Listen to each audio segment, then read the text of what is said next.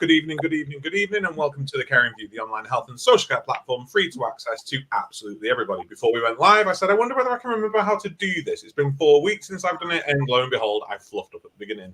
So I do apologise. This is the Caring View. It is completely free. You can access all of our stuff from www.thecaringview.co.uk. All of our podcasts, our chat show episodes, our free resources, our free guides, including CQC guides. Are they going to be needed after August? I don't know. That's the big question, but we will see. We are free. The only reason we are free is we have some fantastic sponsors. These sponsors help us keep the lights on, help us keep the show running. And before we get started tonight, as always, I'm going to give them a huge shout out. So we have Prosperwell. If you know Toby, Tea with Toby, Smooth Toby, be Smooth Digital. Prosperwell is the UK's leading digital marketing agency. Please do go check them out. If you watched a couple of weeks ago, we had the fabulous Paul join us from CBAT Training. So whatever your healthcare training requirements are, please do go check them out. Fun fact, if you know of the CHAPS training course, these guys created it. So if you want to go and find a CHAPS course, go to them because they will be the best. We have Attis Care by Attis Insurance Brokers, comprehensive care coverage and proactive risk management. We all hate insurance, but we need it, so go check them out. And I'm really delighted to say we've got 2 brand new sponsors on board. So we've got Log My Care, the intuitive care management platform loved by complex care providers. Absolutely fabulous. Mark has done blogs for them for a number of years now, and you will find them at the trade show. So if you go into Care Show this year, please do go check them out. And last but not least, we have Florence, who directly connects healthcare professionals and organizations with shifts and training. Fun fact, they also have Florence Training Academy as well. So please go check out Florence, www.florence.co.uk. We're talking international recruitment tonight, joined by Rosie Collier and Stella. But before we get started, Mark, good evening. How are you? Yes, good evening. It's a bit of a mouthful now, that introduction. You managed it, though. It feels like a long time since we were live. Well, it has been a long time. It's been, 3-4 weeks, maybe, Mark? It's been a little while. And I must apologize to everyone for our last-minute cancellation last week. I did lose a very close friend, so we had a hiatus. Everything's fine. I've heard all your wishes and your love that you've sent, and it's really appreciated. So, yes, apologies for not going live last week around CQC. But I'm good, Mark. I'm busy. I'm always busy. I'm enjoying the rest of the summer while it lasts. I'm itching to get my Halloween and autumn decorations up now. So a couple more weeks and we're in September and that'll be happening. So let's introduce our guests. Rosie Collier from Anglian Care and Ashley Care. We've had your MD, director, I don't know what his title is, Charles Cross, on in the past. Rosie, just give us a bit of an introduction to who you are. Yeah, hi everyone. Yes, I'm Rosie. I work across both Anglian Care and Ashley Care. I run our recruitment and mainly international recruitment as well. So currently we sponsor 30 people across both companies. Wonderful. Thank you so much for joining us tonight, Ashley. Ashley, I'm telling you, Mark, I need to go and have another week off. I'm just not ready to come back again. Thank you, Rosie. I get a brownie for getting your name correct. Stella, good evening. Welcome to the show. Please give us a bit of a background to yourself.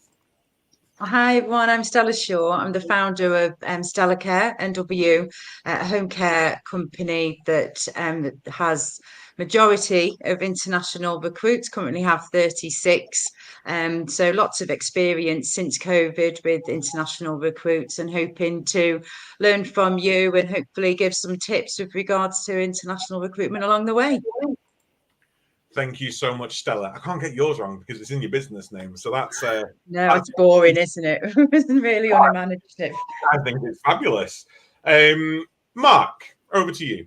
Yes. Well, thank you both for joining us. And I'm really looking forward to tonight. So I think for me, I want to start at the benefits that you've seen for your organisations from international recruitment. And before I come to you, if there is any questions that anybody watching tonight has got, please do drop them in the comments and we'll bring them up on screen and get them discussed. Rosie, I'll come to you first. What benefits have you seen from international recruitment? Well, I think for international recruitment, it's So we started international recruitment in January of 2023. So we've been recruiting international care workers for just over a year and a half now. It's been absolutely incredible for both Anglian Care and Ashley Care. We sponsor more people at Ashley Care than we do at Anglian, mainly just because we're a bigger service over at Ashley Care, but the benefits across both companies have been absolutely amazing. I think biggest benefit is just having really skilled workers on our team, really good committed skilled workers as well. One thing that we made a priority of was when we are bringing people, especially from outside of the UK, into the UK to undertake a care worker role, is making sure that they have the right skills, personal qualities, commitment to the role, everything that we're looking for. We've introduced people from Sri Lanka that study at IIHS University. We went out there and interviewed them, and everyone that we have from Sri Lanka are level 3 NVQ qualified. So they're all really highly skilled members of our team, and they're really valuable members of our team, and they're people that are looking to progress over the years as well. We've had really high retention rates as well. We haven't actually had anyone resign as of yet since we started international recruitment. So yeah, retention rates, really highly skilled members of our team, commitment, and hours. I think we all know that people that do come into the UK on visas, we've found especially that they want to work. They want a lot of hours. We automatically put them on a 40-hour guaranteed contract, but a lot of them want to work more than that. And we actually have to say to them, no, please take a break. You actually need to have a day off. But yeah, there's a range of benefits, but I think those are probably my top 3. Thank you very much. And well done on those retention levels. It's very good. You're obviously doing something right, otherwise they wouldn't be with you. Stella, what about you? What benefits have you noticed? Exactly the same as Rosie, really. I think we can connect across there. But I think just in addition to Rosie, I would say it's filled the recruitment gap that I had. So that is the reason why. So I think it's always important to recognise that. And we've also seen high retention rates. If you're sponsoring somebody for 3 years, they tend to, for us, and obviously Rosie's not had much in the way of leaving either, and I'm the same. So you're getting that quality, you're getting that continuity, you're building that trust with your clients, and therefore overall improving the quality of care, which is the reason why we do this in the first place. They are skilled staff. We have doctors, nurses, a geneticist that works for us. They have done additional training. They're keen to learn. They're doing complex care roles. We've implemented like a blended role model and nurse-led care. And I just think overall, it's just brought stability to the business and workforce. And in that, you are more reliable for the care that you're giving to your clients. And I think that's what they want, is just reliable workforce. So they're the sort of the things that I have found very, very beneficial to my company. I mean, it all sounds really positive. And, if I'm sat here as a provider going, oh, I've never even thought about it. I'm going to be inspired now. I'm going to be thinking, right, well, it's obviously going to benefit me. Take us back to the beginning, though. How do we get that license? How do we obtain that sponsorship license, and how do we manage it? Are there challenges that we need to be prepared for? Rosie. Yeah, I think definitely. I think starting out in international recruitment is sort of the biggest hurdle. It's deciding when to make that step, how to make that step, and then one of our biggest concerns was just how do we source candidates? We really wanted to start international recruitment to be able to fill that recruitment gap. We didn't know where to source candidates from. And as you say, we didn't know how to obtain a sponsor license. Our introduction to international recruitment was actually from Martin Green, and he sent us an email promoting IIHS University in Sri Lanka, and we actually thought, okay, this is a really great way in, because we've got some people that have really recommended them, and that was kind of our first sort of introduction to international recruitment, that we knew that we would be able to source good candidates. In terms of obtaining a sponsor license, it is at a cost. Obviously everything with international recruitment is at a cost. It's £500 to obtain the license initially. but it is pretty straightforward. I don't know if you found the same thing, Stella. When you are applying for the sponsor license, it will ask you to create an account on the sponsorship management system, and it really does just take you through an application process. There are certain documents that you need to provide, like a hierarchy chart of your organisation. You kind of need to prove that you have the vacancies that you say you're going to have, where you're going to fill the gaps, where those gaps are needed, and then you send a load of supporting documents along with it. We found that it was a pretty straightforward application process once we sort of went through it. I don't know if you found the same, Stella.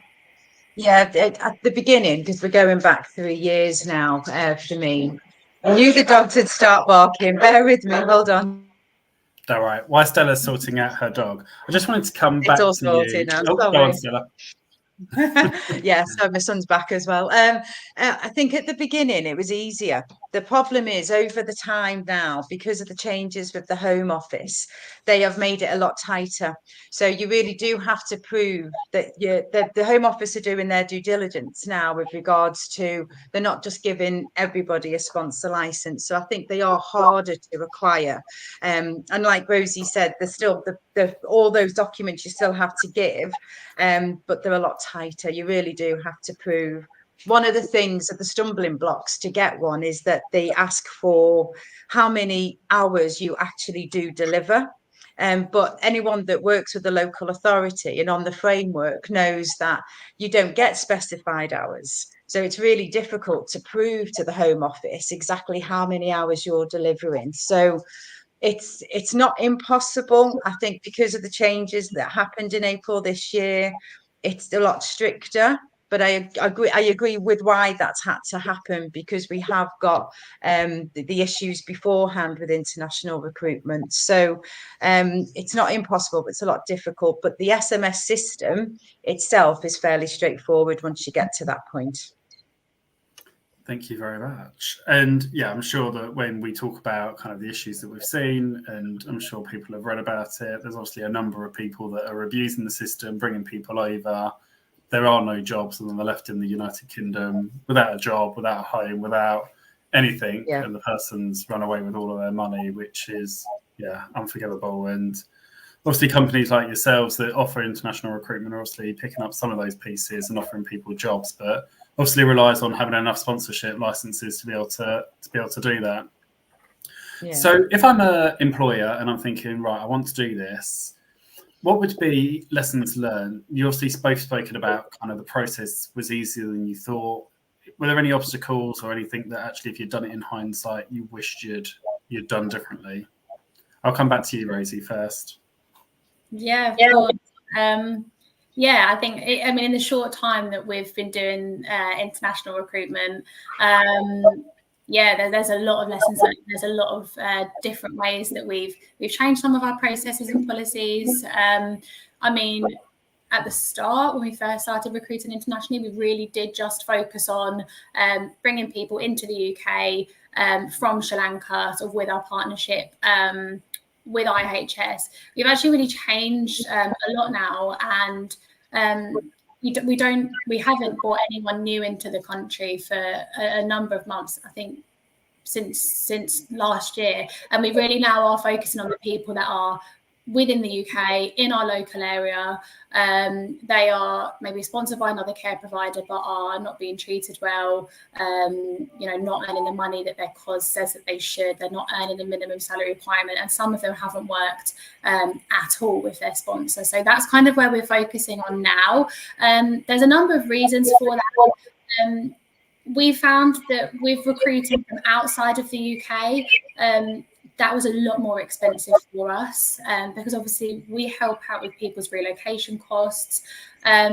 We are a provider as well. We require all of our team to drive and have a driving license. We found that was a really difficult process for us when we bring new people into the UK. First of all, they have a year to drive on their international driving license before that expires, and they have to have a UK license. So when people arrived to the UK, we offered a loan so that they could buy a car, and obviously you promote driving lessons and things like that. But in practical sense, it gets to a year that people live in the UK and they still haven't passed their driving test, not necessarily through any fault of their own, but it's just really hard to do that all in a year, get your theory test done and your practical test done. And then we're left sort of after a year and they can't drive in the UK, and we're trying to find them work to do where they can work alongside another care assistant and get in the car or walk to the call. So we found that was a really big lesson learned for us, and that's why it makes more sense for us to recruit the international recruitment, but from people within the UK that might already have their UK driving license or already like part way there. That was one lesson learned. Costings. We obviously had to help with accommodation and things like that for people that we're introducing into the UK. That was a really big cost to us because we had a HMO property that people lived in and things like that. Whereas again, international recruitment for people that are already in the UK, we found that they're already established here. They might already have their family. They've already got a place to live. So accommodation cost isn't something that we're going to be helping out with. I think those are probably the two sort of biggest lessons learned. But aside from that, I would say just integration, making sure that people are integrating into the UK culture. International staff rely on you so much more than domestic staff, and we're having to help not only with professional support, but also pastoral support and supporting their family. We've helped people find schools for their children and worries about immigration changes and making sure that they have access to all of the advice and the services that they need. It's a lot more time consuming than sort of domestic recruitment because we have to put a lot more sort of pastoral support in place for them. Those are probably the big sort of lessons learned. No, thank you. And two things you spoke about there that I do want to touch on around changes to regulation and also around that culture and support. But before I come into that, and I'll hand over to Adam after, but Stella, any different lessons learned from you if you were to do it again? Obviously, you've been doing it probably a year and a half longer than Rosie. Yeah, very much the same experience with the international on the defined costs. I think they struggled a lot more difficult. I used to always say on, interviewing, it's not that easy in the UK. There is this requirement, and I got asked, I don't want to pay the tax on my pay slip, and I'm looking thinking, you have to pay tax, and they're like, I don't want to pay tax, and it's that understanding of, the way things work socially here. But different to Rosie, well, to say something different than to Rosie, it was more that we focused, the lessons learned were on our training.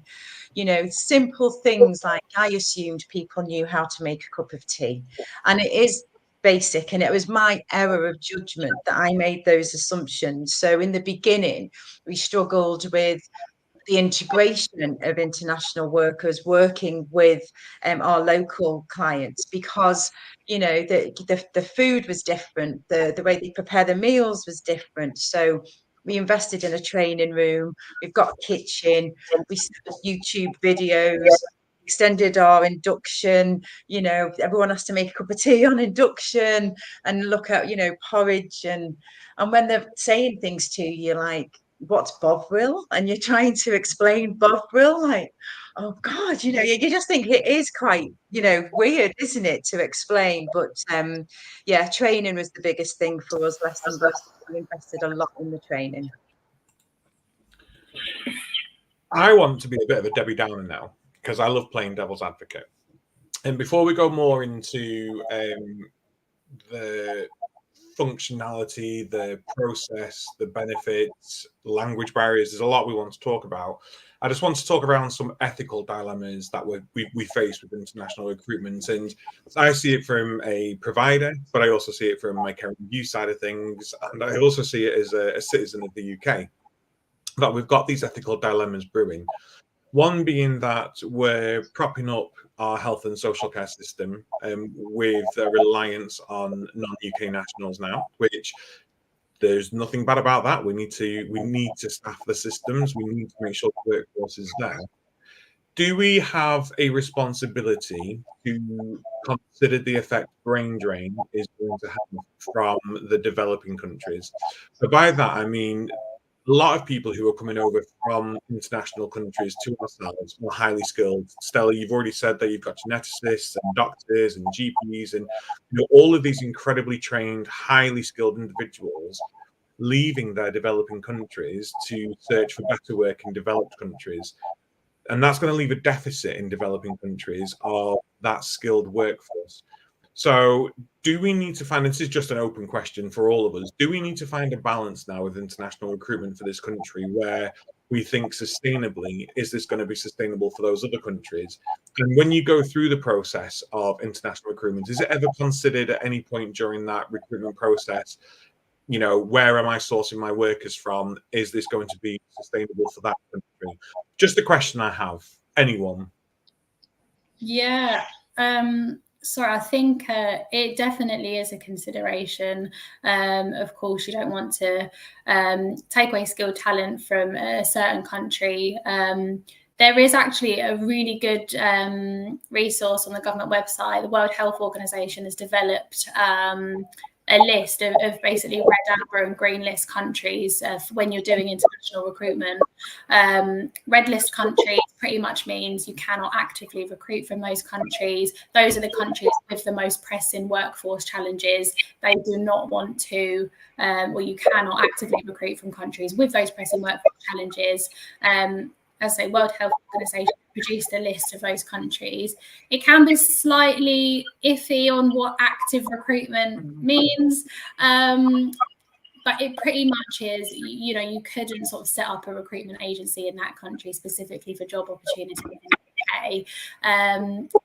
People from red list countries technically can apply to your organization directly. So if they apply directly to your organization through your website of their own accord, and you decide that you want to recruit them, you can do, even though they're a red list country. But if you then decide to recruit all of their friends and family as well, then you're getting into the and all of their colleagues, and you're kind of getting into the sort of active recruitment, which obviously you can't do. And then there are, of course, green list countries that you can actively recruit from. So in our case, for example, Sri Lanka, that's a green list country. The UK has an agreement with Sri Lanka, so that's fine. But there are different countries that you have to kind of be wary of. Once those people are already in the UK, so if someone's already in the UK, but they may be from a red list country, again, if they apply to you directly, then that's absolutely fine to recruit those people. And Stella, my second concern that I've got around, and that's great to learn, Rosie. I mean, for anyone listening to this, I mean, that's my mind at ease slightly, that we are being sort of concerned about. Yeah. The other concern that I have, Stella, is people coming to this country on sponsorship licenses, finding work, and then either their employer collapsing or them being refuted. Oh, no, sorry, we don't have the work for you now, even though you've started and we can't take you on. Is there a concern that we're going, and I don't know whether you've noticed this whilst recruiting or with other local area organisations, is there a concern that we're going to end up with a population of people who have moved to the UK to come and work, however, they don't have the work now, and then are literally hell-bent on trying to find another provider that can provide them that sponsorship? What's the concern there? Is there any of those sort of rumblings at the moment within the international recruitment community? Yeah, that's exactly what happened. So when we had COVID, there was a massive shortfall, and that's when the vacancy was at the all-time high. But we had a massive increased demand in social care need. So the only way, then the Home Office, they put on a shortage occupation list, and they added care staff and senior sponsored workers, so skilled worker visa. So opening that out allowed companies like myself, 39 companies just in our local council area that have applied and have got a sponsorship license. So you can find also that list on the government website of everybody that's got one. So, but it took off. So everybody got all the recruits in. I don't think the Home Office at the time did their due diligence because they were giving licenses to they weren't CQC registered companies, for example. They were actually some companies didn't even exist, and it was in just a knee-jerk reaction, so we could meet the demand, so we could have that workforce for COVID, and so to meet that demand. Unfortunately, what we're left with now, and why the Home Office has done an almost like a U-turn, and actually really tightened the visa restrictions, and they've fallen. I was reading from some statistics before, but they've fallen by oh God, let me have a look now. 82% since the last year. So that shows how much they have restricted the use of international workers, because we know there's thousands upon thousands within the country looking for what's called a switch. So where they haven't had, they've been recruited, sometimes paid loads of money, unfortunately, but they're left with no hours. So they're going to other companies that will do and help them do 20 hours, but they should only work 20 hours with another company if they are working their full-time hours. But unfortunately, that's not happening. So what we're going to see is that they won't be able to have the extensions or the switches. They will then have to go back home, which will further increase the demand that we need for social care. So because as I mentioned before, our British nationals have decreased in applications by 70,000 over the past 2 years. So our local staff, our British staff, they're decreasing. They're not in the workforce for the health and care, social care sector as they were pre-COVID. So we filled it with international workers, and now they're saying, no, we can't have them. So there's going to be a crisis, because what we need to recognise is that we are dependent on an international workforce. And without it, I don't know where the home care sector, the social care sector is going to be. So the challenges are there, the real, but you have got, genuine companies like myself, like Rosie, that are, ethical recruiters and are working well with the international recruitment. But unfortunately, those few have given us all a bit of a bad name and a bad rap. No, absolutely. And it is a balance, because we also know, fast forward, 20, 30 years, we're in an aging population.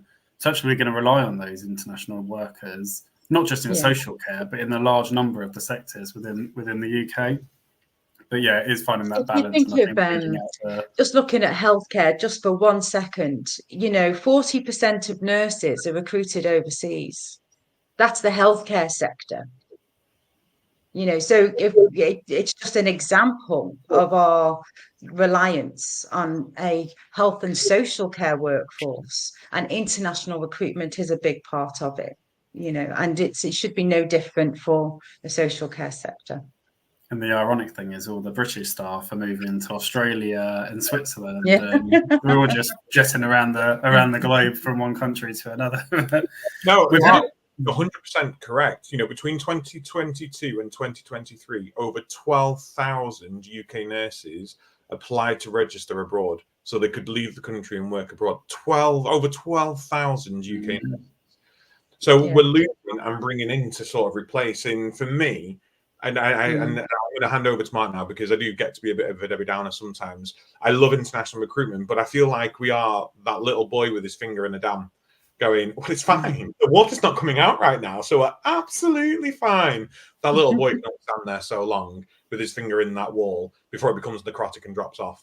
And all of a sudden that dam's breaking down. And I feel like we have to do more for everybody in this country, because it is just a very scary prospect. You saying about the 70,000 deficit, we've got 12,500 nurses leaving the country. It's just a real concern. And providers, no matter whether they're international recruiting or recruiting nationally, it's difficult. It's really bloody difficult. Sorry, Mark. No need to apologise. So we've had a question on LinkedIn from Christopher, which ties me nicely into, I just wanted to touch on kind of the recruitment side of things. So Christopher's question is, can I ask, with hiring abroad, how do you manage the paperwork, applications and onboarding process? So I guess I'll come to you first, Rosie. And is there anything that you've had to do in either of your organisations in terms of the recruitment and that induction process that you've had to think about as well? Yeah, definitely. I mean, obviously, it is a different process. Slightly that they're recruiting from within the UK. Charles and I decided that in order to kind of do it properly, I know that not everyone will be able to do this, but we went out to Sri Lanka and we met the people in person and we interviewed them in person. Part of the reason that we did that was so that we could get to know the directors of the university, see how they worked, and we meet all of the people in person. So we actually conducted all of our interviews in person over the course of a week. The process that we decided to do was obviously we saw all of their ID documents in person, so it did make that process easier. We did adapt our interview questions slightly. I think you kind of have to when you're recruiting people, especially from overseas. So we have to make sure that we do recruit in line with CQC requirements, and we do values-based recruitment. But we also ask, additional questions like, how long are you planning on staying in the UK? We need to know, do people, how long a visa would people like? Are you looking for a couple of years? Are you looking for 5 years? What does your sort of support system look like in the UK? So how much support do you think you will need from us? Do you have any family or friends in the UK that you can fall back on that might help you settle in a little bit more? We asked about sort of their current knowledge around safeguarding and moving and handling, because although we have found a little bit like sort of Stella mentioned, some of the lessons learned with training, we found that although, yes, they have been very skilled and they have their level 3 NVQ, some of the practices can be slightly different. Some of the equipment that they use abroad is different to the equipment that we use here. So we just like to find out a little bit of information about what they do now and how it kind of relates to what we do here. But other than that, that was pretty much it. I mean, I said we met in person and then we explained everything. We gave them a welcome pack and explained the local area and the local shops and the area of the country that they'll be based in. We then did the rest of our recruitment from email. We did a lot of Teams back and forth. We did a travel document before they flew to make sure that they had all of the information that they could possibly need. So making sure they knew what to pack, what the weather's like, what travel adapters they might need. So we just make sure that through the whole process, they feel that they've got all the knowledge that they possibly can to make this process as smooth and as easy as possible. How much their rent is going to cost, where their accommodation is based, how long that accommodation is going to last for. All of those little bits of information that anyone would need if you move to a different country. And then things like DBS. Obviously, we all know that care team have to have a DBS, but people, when you're bringing them into the UK, they've not had a DBS before, and they're obviously not on the UK police record. So we need to make sure that we've got a copy of their police report from their home country. But as well as that, we did a DBS and we just put the care of address as our office address so that when they do get here, they've got a DBS ready to go. But yeah, I think just making sure that there's as much communication as possible, making sure that people have as much access to as much information as they can to allow it to be as smooth as a transition as possible. Thank you very much. And I can see you nodding along there, Stella. And in terms of, and I'll ask you a slightly different question, in terms of kind of the evidence. So I think what Christopher was trying to work at is, Rosie spoke there about emails and bits and pieces. Do you have to print all of those emails? Is it all on the portal? Kind of the evidence for the CQC and obviously HMRC and everybody.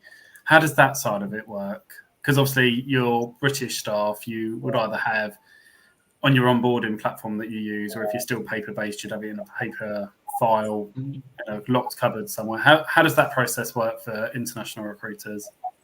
I think technology supports you with this process. I think for us, we have quite, whatever the criteria is, we have built that into our system. So it will flag up what documents we need, when we need them by. And it helps just to track all of that, because I've never used another agency. It was only us and we haven't had I would love to have gone to Sri Lanka and interviewed all our staff, but that, it wasn't possible for us. But we made sure our criteria was quite strict. Our interviews are written down and scanned and put into a folder. So things like your valued-based recruitments. And it's just it's not much difference than your local recruitment. It's the same process. You've got your criteria, you've got your interviews, you provide an offer letter. I think for us, we've got our own internal HR, and that was a big help for us with the recruitment side of it. I know not a lot of care companies have that, but we have our own internal HR that manages that whole process. So that was really easy, as well as using technology to support and evidence it for CQC. But they don't say, what's different about your international recruits. They just want to know the same things that they would ask for any care company. Is that, are they robust? Are they fair? Can you demonstrate that you are safe? Is the company well led? Does everyone have a DBS? There are slightly different things, like Rosie said, there's a police check that they need if they're coming into the UK from international, and TB checks.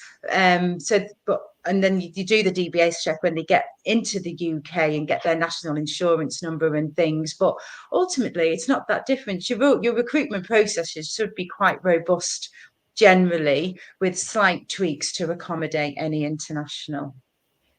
But question-wise, for me, on our interviews, and I interviewed every single one, it is very much about, for me, it was about case scenarios.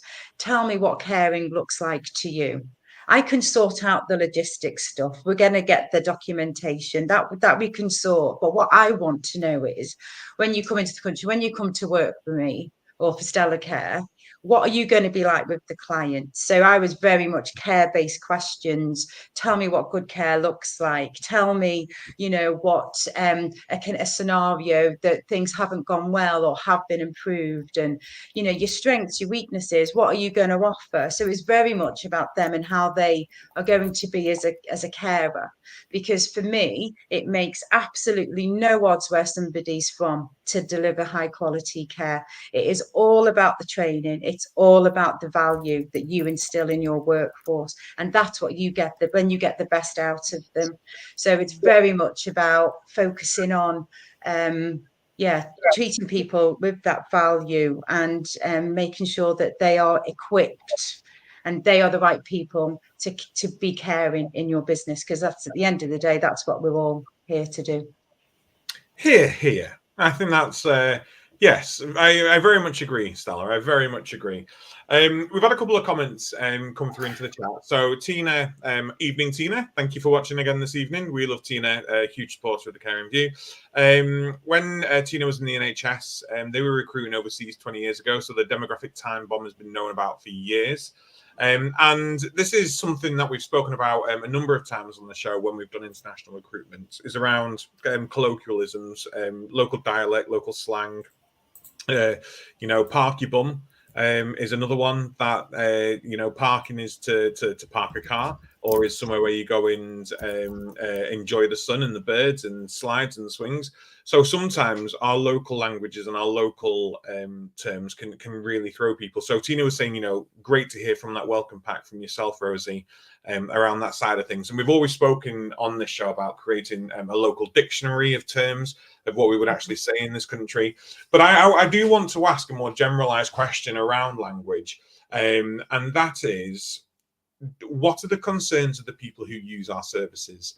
Because obviously they're getting to a point in their life, whether they're young, whether they're old, which is if we're younger, there's a high possibility that we've been living with care for a number of years. But no matter what our age is, if care is something that is new to us, it's scary anyway. Because it's, what is my life going to entail now? What can I do for myself? What can't I do for myself? What can I do no longer? And who's going to be coming into my house? Who's going to be looking after me? If I go into a home, who's going to be there working? It's going to be a strange environment. Are you facing, or have you faced, language barriers with the teams that you've recruited, and what's the response been from the people who use your services? I'm going to come with you, Stella, because I think you've got a high proportion of international recruits as it is. So what's been that response from your people who are using your services, and what are the concerns, if there have been?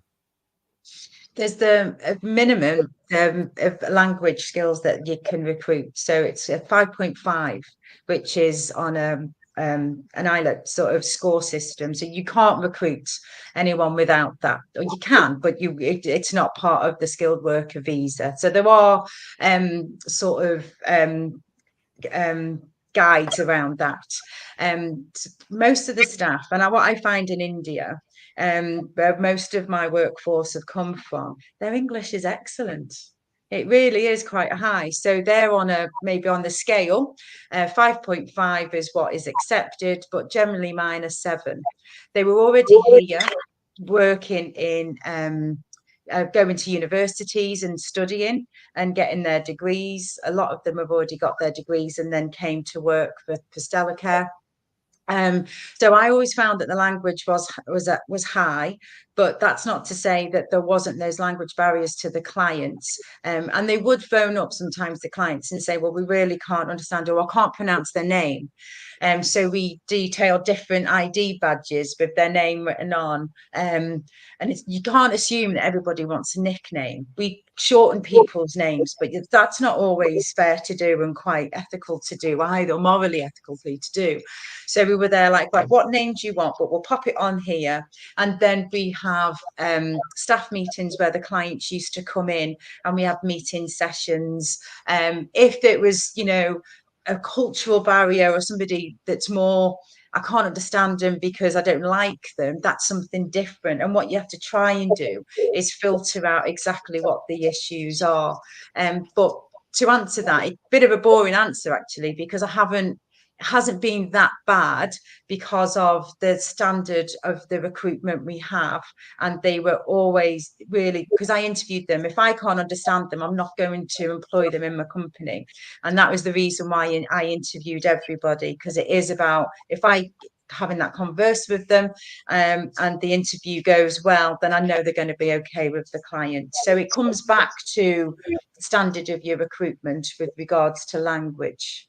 At the beginning, as Rosie said before, we were very much getting people in because for me, it was that demand. It was that, God, COVID, I've got no staff, the local authorities are desperate, it was a desperate time. So that was probably another lesson learned, if I'm adding one in, is with regards to improve your recruitment. And that's what we did very early on to make sure the standard is high from the get-go. Yeah. I mean, one thing that I've experienced myself personally whilst recruiting is we don't recruit internationally at this moment in time. So we are recruiting domestically. We want to recruit people domestically.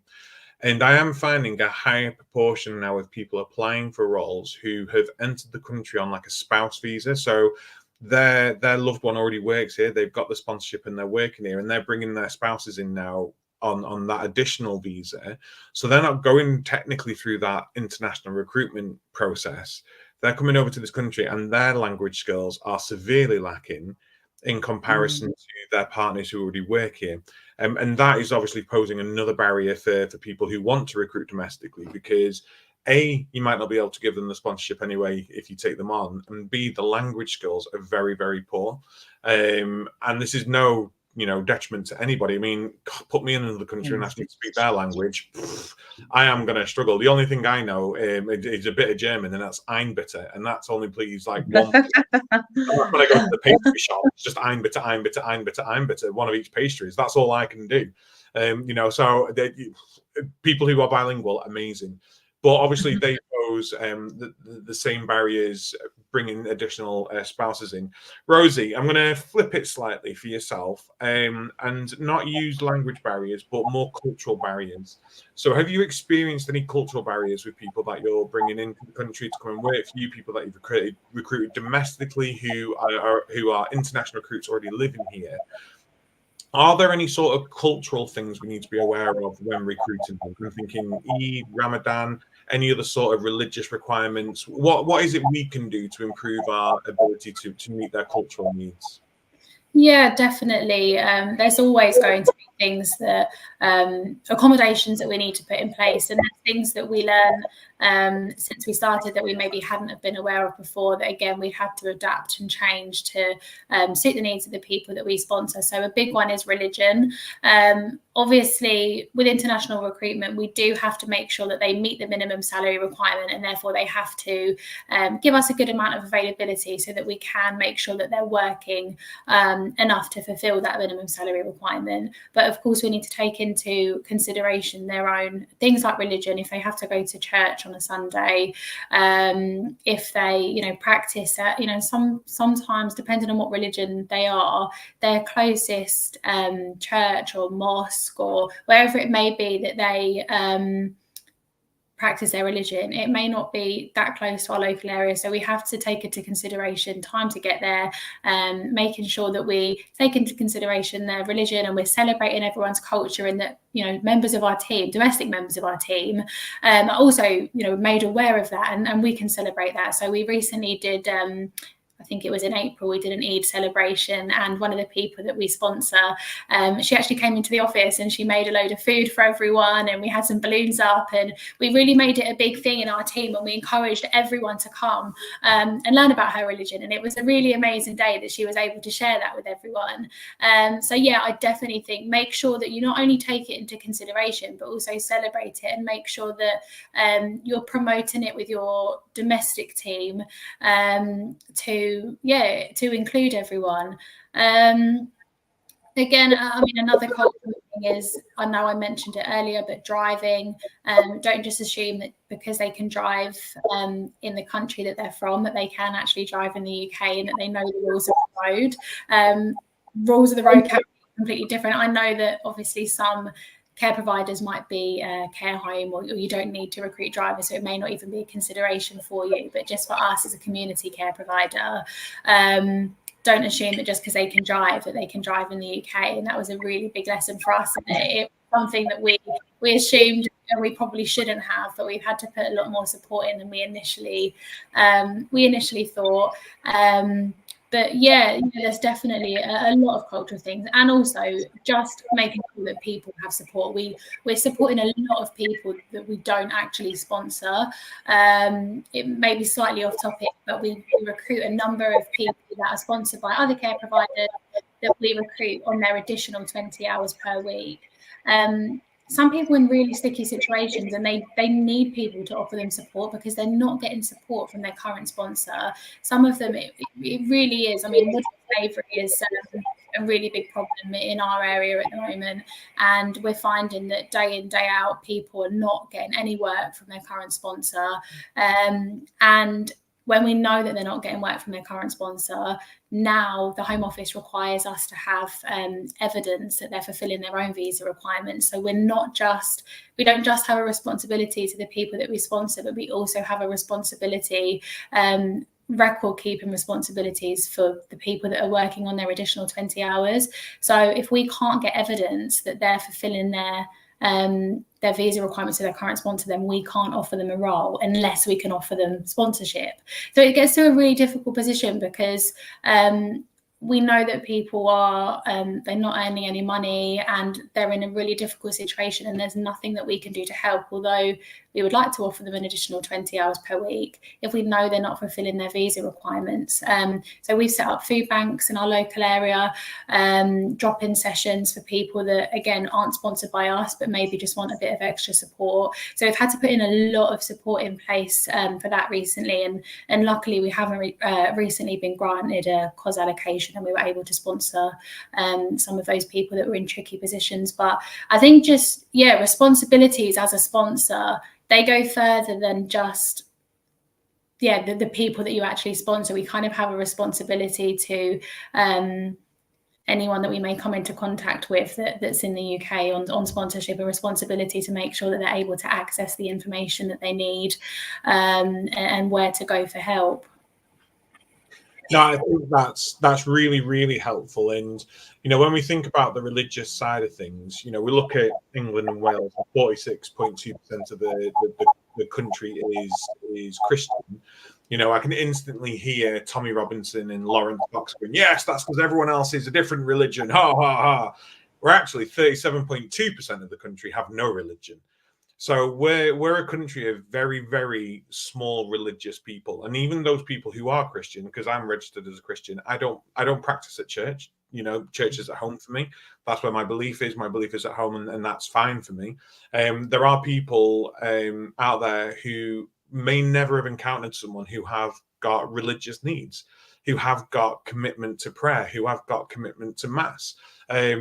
And I think it's really important that we take that on board, and we think about that when people move into the country. You know, I come from care homes and nursing homes. So I just want to throw a bit of insight in for anyone who's listening who's care home and nursing homes. Think about what you're celebrating within your homes as well. You know, because if all you're going to do is celebrate your Christian holidays and you've got a workforce made up of wonderful religions, is that inclusive? Is that going to make them feel safe? Is it going to make them feel warm, loved, happy? You know, Diwali, one of my favorite holidays ever. It's just gorgeous. It's a beautiful, beautiful holiday. Really excited that I've got a home down in Leicester, and that's like Diwali, capital of the country. So it's about celebrating. I've gotten some terrible feedback. I do apologize. All religions and everything else. I would also say around your menus as well, culturally, try and bring a bit of a diversity into your menus. You know, a lot of people who are coming from other countries may be vegetarian and may not eat meat. Do we offer that sort of food within our homes, especially if you're lucky enough to offer meals to people? So, you know, oh yeah, that's fine. You get a free meal at our care home and it's what we serve on the day. Duck or pork? Okay. What's the vegetarian option? You know, bring some of that diversity into your menus, into what you're offering people, so that it's equity and equality for everyone. And then I always say this, but make sure you've got other supplies on hand that other people in other religions or other countries might be ashamed to go and get. So I'm thinking things for this country: contraception. I'm thinking sanitary towels. You know, period supplies. Other medications, things that potentially people are either ashamed to go and buy, afraid to go and buy, and bring that realization to them that actually it's normal here, you know, and there are no concerns about it, but supporting them in areas that they may not have had that support in their own countries or in their own areas. It's just around being attentive and caring as much as you can be. Sorry, Mark, over to you. No, thank you very much. And all great conversation. I think there's been so many great takeaways so far. We've had a comment come in. We did have one that was on my own personal LinkedIn, so it won't pull through, about somebody, when you mentioned, Stella, about having an in-house HR, so that they didn't, and were there any recommendations? There is a company that Adam and I, and the lady's been on our show a number of times, called Sonia Rai from Nectar HR. So if you do have any HR questions and you're looking for a consultant, definitely do check them out. I'll put her details in the chat so that you can see them. And just following on that kind of commitment theme, we've had a question come through from Amika saying, I've noticed a lot of conversations are happening around international recruitment for social care, and very few involve real international care workers on the field. And I strongly believe our input would be valuable, which I 100% agree with. Now, Rosie, I know when I came to see one of the talks you did on international recruitment, you did have somebody that had come over as a care worker, was now a senior care worker, and moved into and really brought that story to life. And she was able to talk about her experience, and it was really hard hitting. How do you think, both of you, that we can elevate the voice of the people that have that lived experience more? What can we do? I mean, hands up, Adam and I could have had somebody on the show tonight, and yeah, we didn't. So I do apologise there. But what more could we do?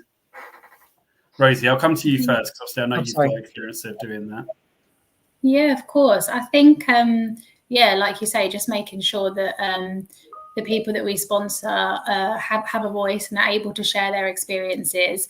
And we listen to not only what, you know, they like about working for us, but what can we actually do to improve their experience, or improve the experience of someone else that we might recruit next. We take it upon ourselves to to ask our care team, our sponsored care team, a lot, you know, can you give us some feedback? We're constantly trying to improve the way that we do international recruitment. We're all learning. We've only done it for, you know, a year and 8 months. And in that time, we've learned so much. And it is all through experience. Of course, you know, we don't want to use our current care team as kind of guinea pigs, but of course they are the best people to give us the best advice on what we can do to improve. As you said, Mark, when I ran a workshop a couple of months ago for other care providers that are interested in international recruitment, and we brought on one of our sponsored senior care assistants, Danushi, and she's been an absolutely amazing case study. She started with us as a care assistant. She's got a level 3 NVQ, and we promoted her. She's now on a new visa for a senior care assistant visa, and she's just absolutely come on leaps and bounds, and she's really integrated with the team, and yeah, she's amazing, and luckily she let me convince her to come along and do a talk. But I do think the more that we can get you know, our sponsor team to help out and give us their real world experience, even if it's not coming on and doing a talk like this. You know, if anyone wants to get in touch with our sponsor team or just put some questions forward to us, I'm more than happy to get that out to our team and give us some feedback, because I think they're the best people to give that advice on what we can all do to improve. No, absolutely. Thank you very much. And Stella, any advice? Yeah, exactly. Well, look, very similar, really. And I think it's about, it comes back to the foundations of your business. If we have an open door policy, we have CQC based feedback assessment forms for our staff twice a year. They're all assessed. They come to us to the care shows. I took a lot of my staff to the Nursing Times Award, where we were finalists. So we publish good news stories. They're involved in everything we do, because ultimately the workforce, none of us would be sat here now if we didn't have a workforce. So it's going back, isn't it, to exactly what makes, you know, that value and that added value, and that then seeps out into the care that they give, and then the ethos of your whole organization. But the care show is really good. You know, we have lots of I give tickets to all my staff to go to maybe to present and things. And the thing I think, though, that really elevates everything, if you're providing good care, you get a good reputation, and the reputation absolutely speaks for itself. So we're attracting staff to us because of the ethos that we're showing, and that's the care staff saying to other, you know, care staff on a visa or not on a visa, it doesn't matter, you know, oh, they're a really good company to work for. You know, they're salaried, they get travel time on top, they're paid for all of their meetings that they come in for, mileage at 45p. You can do it as not everyone's in a position to pay that. I realise that, because the costs are so static against the local authority, and that's another conversation in itself of why we can't be a bit more innovative and why we can't do things a bit more, because we are, you know, there is, you know, restrictions there for social care at the moment. But it's not to say we can't do little things, and the little innovations are amazing. And it's that reputation, it's good core standard ethos of a business that values its staff, that over time increases the reputation, and therefore people want to come to you.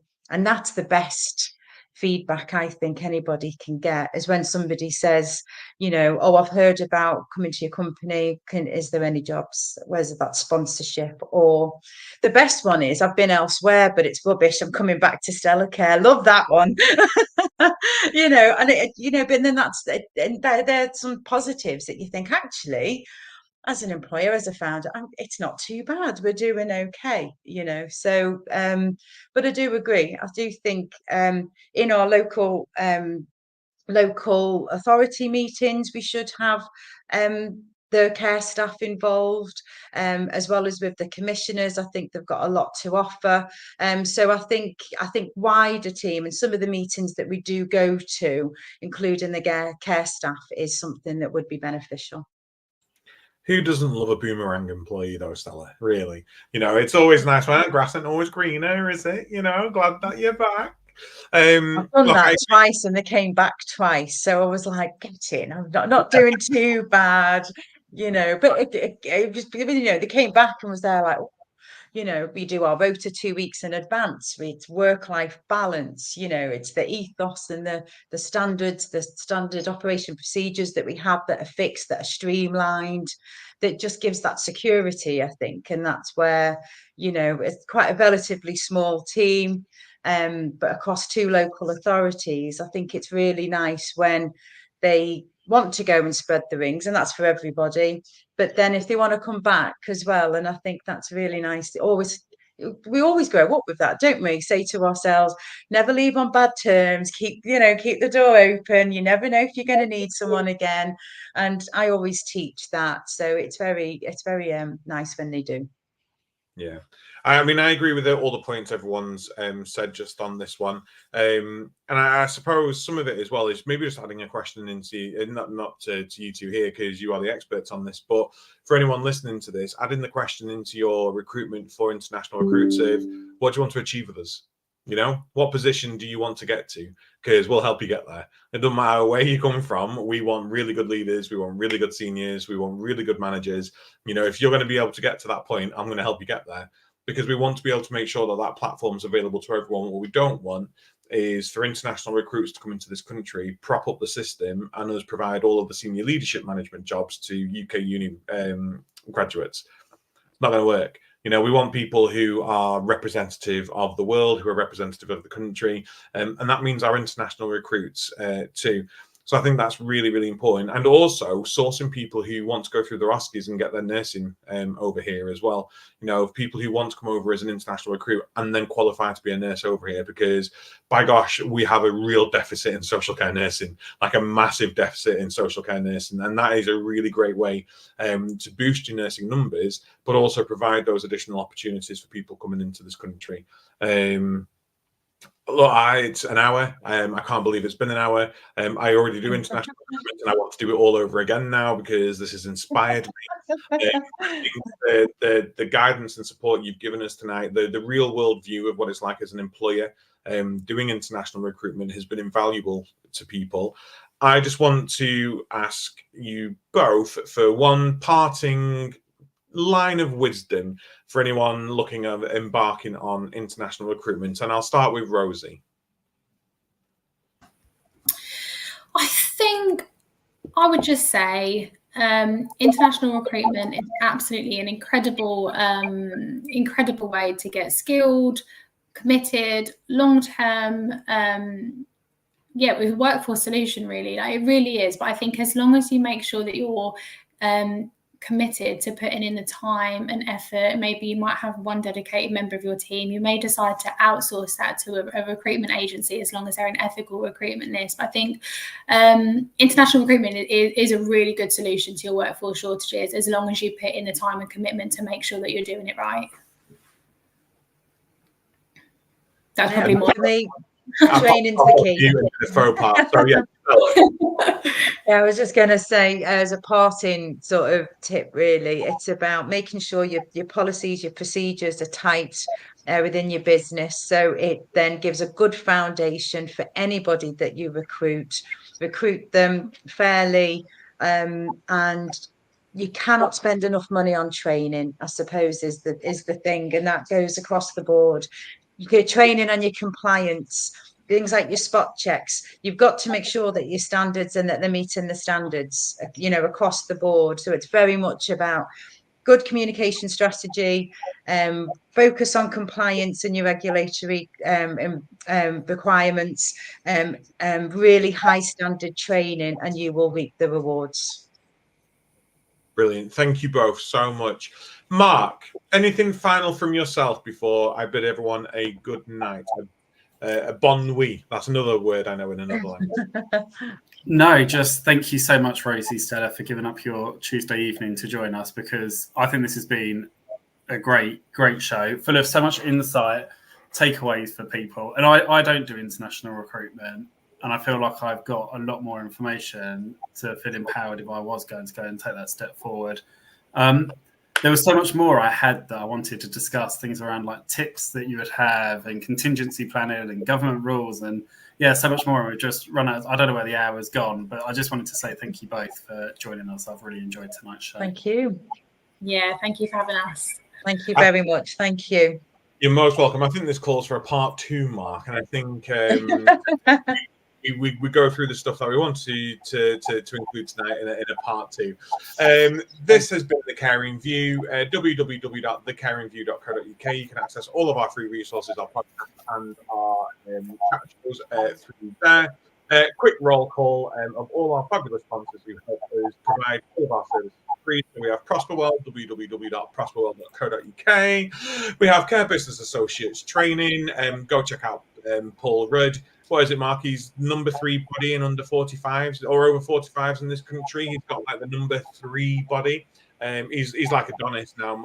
Paul, go and check him out. Check out his Instagram. He's usually on there pretty much naked with tanning lotion on him.